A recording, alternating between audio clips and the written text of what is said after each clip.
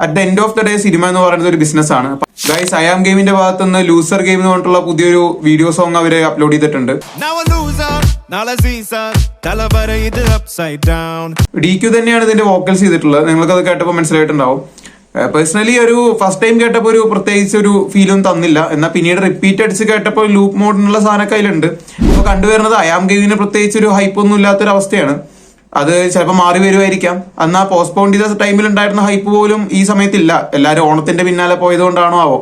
എന്തായാലും 3-ാം തീയതിയാണ്, സെപ്റ്റംബർ 3-നാണ് പടം റിലീസ്. എന്തായാലും 3-ാം തീയതി കാര്യങ്ങളൊക്കെ അറിയാം. ഒന്നാലോചിച്ചാൽ കുറച്ച് ഹൈപ്പ് ഇല്ലാതിരിക്കണം തന്നെയാണ് നല്ലത്. അങ്ങനെയാണെങ്കിൽ സിനിമയ്ക്ക് അത് ഗുണം തന്നെ ചെയ്യും. പിന്നെ DQ ആണല്ലോ, ആ ബ്രാൻഡ് വാല്യൂ എവിടെയും പോവില്ല. അതുകൊണ്ട് തന്നെ സെപ്റ്റംബർ 3-ന് നമുക്ക് കണ്ടറിയാം. പിന്നെ കുറെ പേര് വന്നിട്ട് ടോക്സിക്കിനെ പേടിച്ചിട്ടാണ് ഐ ആം ഗെയിം മാറ്റിവെച്ച്, അല്ലെങ്കിൽ പൃഥ്വിരാജിനെ പേടിച്ചിട്ട് മാറ്റിവെച്ചു എന്നൊക്കെ പറയുന്നുണ്ടായിരുന്നു. ഒരു ബുദ്ധിക്ക് ആലോചിക്കുകയാണെങ്കിൽ, ഒരു ബിസിനസ് മൈൻഡിൽ ആലോചിക്കുകയാണെങ്കിലും അവർ ചെയ്താണ് ശരി എന്നുള്ള കാര്യം ആർക്കും മനസ്സിലാവും. ഇനിയിപ്പോൾ അത് പേടിച്ചിട്ടാണെങ്കിൽ പേടിച്ചിട്ട്, അല്ലാതെ വേറെ എന്തെങ്കിലും റീസൺ ഉണ്ടെങ്കിൽ അങ്ങനെ. മനസ്സിലായില്ലേ?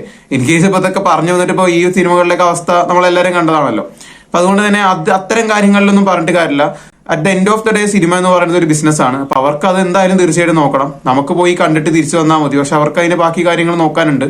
അപ്പൊ അതുകൊണ്ട് തന്നെ അവർ പേടിച്ചിട്ടോ അല്ലാതെ എങ്ങനെയോ സിനിമ മാറ്റിവെച്ചു. എന്തായാലും നമ്മളാണ് കാണാൻ പോകുന്നത്, നമ്മളാണ് വിധി എഴുതാൻ പോണത്. അതുകൊണ്ട് തന്നെ നമുക്ക് എന്തായാലും സെപ്റ്റംബർ 3-ന് പോയി കാണാം.